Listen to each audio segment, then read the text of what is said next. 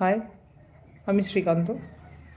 তোমরা হয়তো আমাকে চেনো, অনেকেই জানো হয়তো।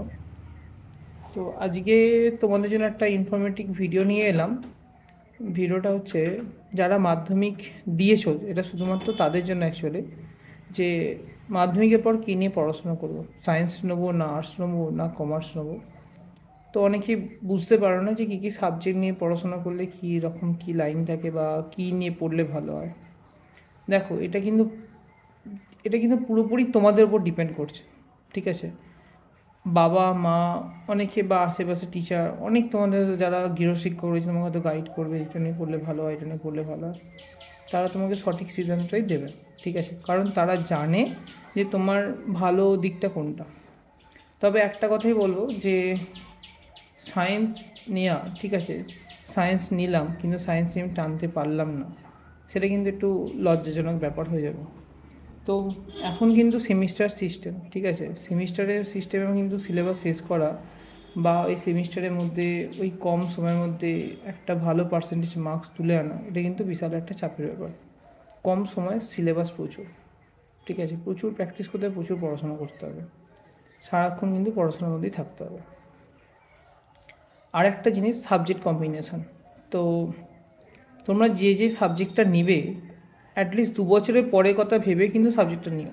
এমন নয় যে এমন সাবজেক্ট এখন যা হচ্ছে হোক, পরে দেখা যাবে, কিছু একটা নাম্বার তোলার জন্য সাবজেক্ট চুজ করে নিলাম, আর 2 বছর পর গিয়ে দেখা গেল যে আমি ঠিক মনের মতো যেটা চাইছি সেটা নিয়ে পড়াশোনা করতে পারছি না।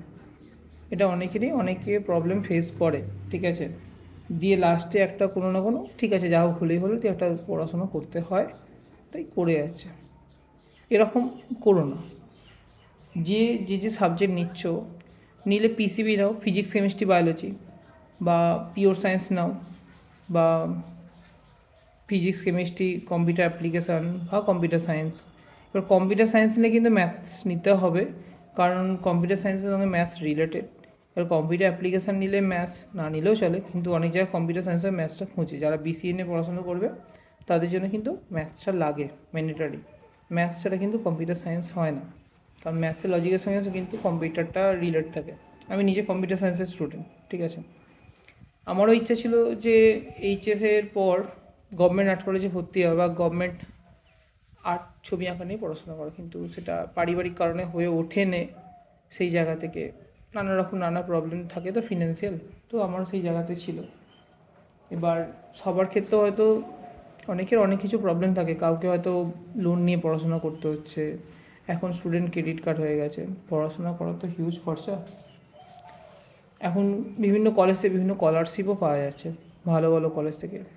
এবার ভালো কলেজ থেকে পড়লে কিন্তু ভালো চান্স আছে, আবার নর্মাল কলেজ থেকে পড়লে চান্স নেই সেরকম নয়, নর্মাল কলেজ থেকে পড়লেও চান্স আছে। এবার তোমাকে খাটতে হবে, মানে নিজেকে পরিশ্রম করতে হবে। যদি তুমি পরিশ্রম করতে পারো তাহলে ঠিক আছে। যদি তুমি বলো আমার মুখের কাছে এসে খাবার তুলে দেবে, কেউ তোমার মুখের কাছে এসে খাবারটা তুলে দেবে না। নিজেকে নিজের জায়গাটা কিন্তু খুঁজে নিতে হবে, ঠিক আছে? চাকরির ক্ষেত্রেও তাই। তুমি যখন একটা জায়গায় ক্যাম্পাসিংয়ে যাবে, ঠিক আছে, ক্যাম্পাসিংয়ে যখন বসবে বিভিন্ন কোম্পানি, হয়তো মনের মতো তুমি স্যালারি হতে পাবে না, বাট তোমার যদি স্কিল যদি না থাকে তোমাকে ঠিকঠাক স্যালারি দেবে না। সবার প্রথমে যেটা দরকার, নলেজ আর স্কিল। এই দুটো জিনিস তোমার কাছে যদি থাকে, তাহলে তুমি যে কোনো কিছু ইন ফিউচার তুমি করতে পারবে। তো সেই দিক থেকে ভেবে যে সাবজেক্টটা নিয়ে পড়ো না কোনো, আর্টস সায়েন্স কমার্স, তার 2 বছর পর তুমি কী করতে চাও সেটা কিন্তু ভেবে নিয়ে কিন্তু তুমি সাবজেক্টটা কিন্তু চুজ করো। যদি কারো গাইডেন্স লাগে বা স্যার কী নিয়ে পড়বো, কী নিয়ে পড়লে ভালো হয়, তোমরা আমাকে মেসেজ করতে পারো, ঠিক আছে?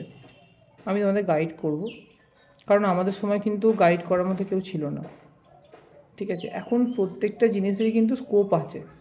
অনেকে বলে স্কোপ নেই, কিন্তু তবে হ্যাঁ, কিছু কিছু ক্ষেত্রে এখন স্যাচুরেট হয়েছে কিছু কিছু জিনিসের। নার্সিং, ঠিক আছে, সবথেকে প্রথম। এখন সবাই নার্স ম্যাক্সিমাম জায়গায়, কিন্তু ইন ফিউচার আমাদের একটা হেলথের দিকটাও ভেবে দেখতে হবে। কিন্তু হেলথ কখনো কিন্তু মানুষের বা হসপিটাল নার্সিং হোম কিন্তু কোনো দিন কমবে না, নার্সিংয়ের চাহিদা থাকবে। তবে এখন অতিরিক্ত একটা স্যাচুরেট হয়ে যাচ্ছে। এখন আগামী দিনে ডেটা সায়েন্স, আর্টিফিশিয়াল ইন্টেলিজেন্সি রয়েছে, এখন এআই এর ওপরও বলতে গেলে অনেকেই অনেক পড়াশোনা করছে, ঠিক আছে, তোমরাও করতে পারো সেটা ইন ফিউচার এই সাবজেক্ট নিয়ে। যেটার জন্য উদ্দেশ্য নিয়ে এসেছিলাম যে যে যে সাবজেক্টগুলো চুজ করবে বা যারা পড়াশোনা মানে ইন ফিউচার সায়েন্স নিয়ে পড়তে চাইছো, ঠিক আছে, তারা কিন্তু ভেবে চিনতে কিন্তু সাবজেক্ট কম্বিনেশন চুজ করো, ঠিক আছে। এমন নয় যে মানে নিউট্রিশন নিলাম, ফিজিক্স নিলাম, কেমিস্ট্রি নিলাম, ওদিকে জিওগ্রাফি নিলাম, ঠিক আছে, মানে একটা হচপচের সাবজেক্ট নিলাম যেটা পরবর্তীকালে গিয়ে কোনো জায়গায় কিন্তু কোনো কাজে লাগবে না। বোর্ড হয়তো অনেক কিছু বলে দিচ্ছে যে এই কম্বিনেশনে পড়া যেতে পারে, এই কম্বিনেশনে পড়া যেতে পারে, কিন্তু তোমাদেরটা তোমরা নিজেরা চুজ করে নাও, ঠিক আছে। বাই।